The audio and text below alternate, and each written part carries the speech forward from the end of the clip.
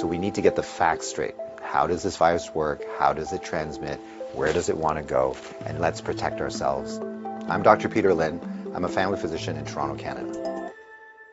The coronavirus is a family of viruses that can cause as mild things as just a common cold, all the way up to SARS or MERS. These are these bad pneumonias that we're talking about. And basically what these viruses are, they look like a tennis ball with all these spikes sticking out of it. And depending on the type of spike, it allows that virus to attach to certain places.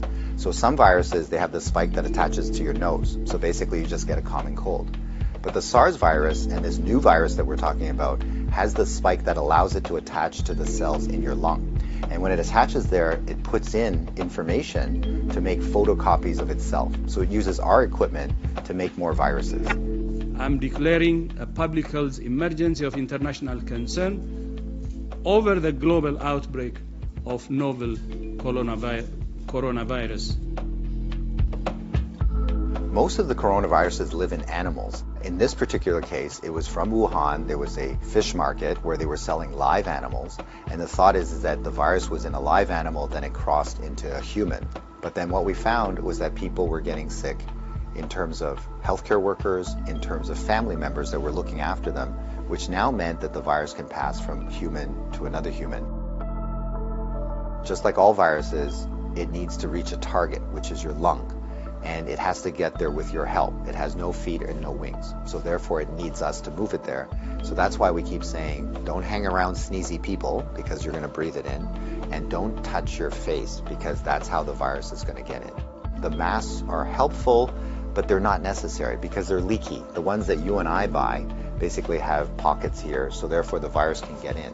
What the masks really do is they stop us from touching our face. If you're sick, we tend to mask you, so therefore you're not spewing out the viruses to other people sitting around you. The true people that have the real masks are the N95. Those are sealed. These are for the doctors that may be caring for the patients. So in the beginning, the coronavirus will cause kind of like flu-like symptoms or a cold. So people just get the stuffy nose, that kind of thing.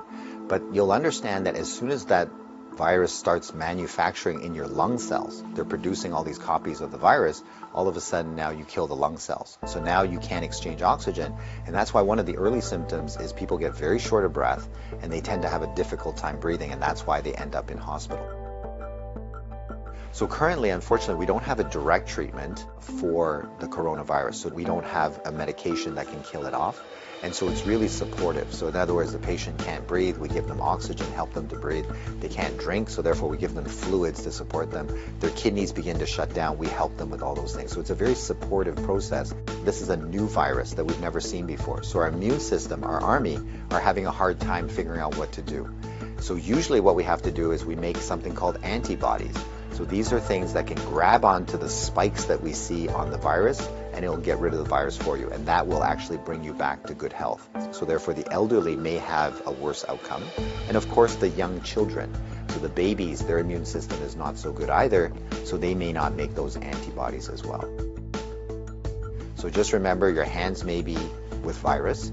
Virus cannot hurt you because it can't get through the skin, but the moment I do this, now I've brought the virus right to where it wants to go. So let's remember not to touch our hands to our face. So let's say you think that you might have been on a plane or you might have bumped into somebody that has it. What should you do? So the first thing is to contact a healthcare worker to tell them that potentially you have it. If you're feeling symptoms and you're going to go into a facility, call ahead. Okay, so whether you're calling the paramedics or whether you're calling the hospital or your doctor, just mention that you were on a flight. If you don't have any symptoms, then what we do is a little bit of a self-quarantine. In other words, we can just keep you away from other people, and so you don't go into parties, don't go with your friends, don't go into public transportation. So we can contain it very easily by making sure that you do a self-confinement, so to speak, for the, let's say, 7 to 14 days is the longest incubation time. So after that, if you're feeling well, then you don't have anything to worry about.